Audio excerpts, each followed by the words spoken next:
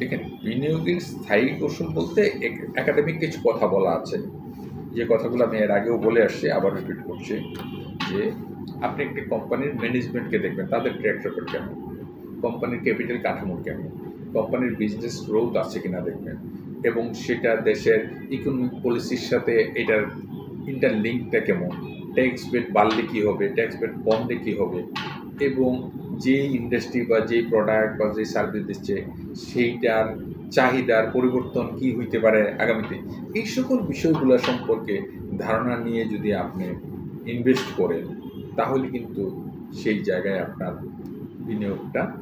এবং একটা উদাহরণ বলি, একসময় আমাদের দেশে পাট শিল্প খুবই জনপ্রিয় শিল্প ছিল।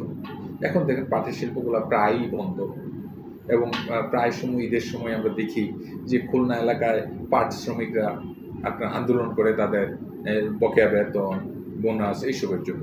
তার মানে কি ইন্ডাস্ট্রিগুলো চলছে না বলেই কিন্তু এইরকম সিচুয়েশনটা তৈরি হয়। তো তাহলে এখন সময়ের সাথে আপনাকে চিন্তা করতে হবে, পাট শিল্প যেমন ভালো চলছে না, এবং যেই জায়গায় আপনি বিনিয়োগ করবেন সেইটার ভবিষ্যৎ কী, সেখানে ভবিষ্যৎ অনিশ্চয়তা কতটুকু আছে, সেই সকল জিনিসগুলো যদি আপনি বুঝে শুনে বিনিয়োগ করেন, তাহলে কিন্তু আপনার দেখবেন যে বিনিয়োগটা সাস্টেনেবল হবে।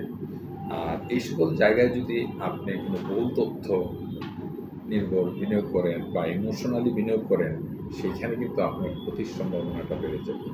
আমরা বরাবরই বিনিয়োগকারীদেরকে বিনিয়োগের সাথে আমরা পরামর্শ দিয়ে থাকি যে আপনারা যৌক্তিক রিটার্নের জন্য যাচাই বাছাই করে, বুঝে শুনে, তথ্যপত্র বিশ্লেষণ সাপেক্ষে বিনিয়োগ করেন।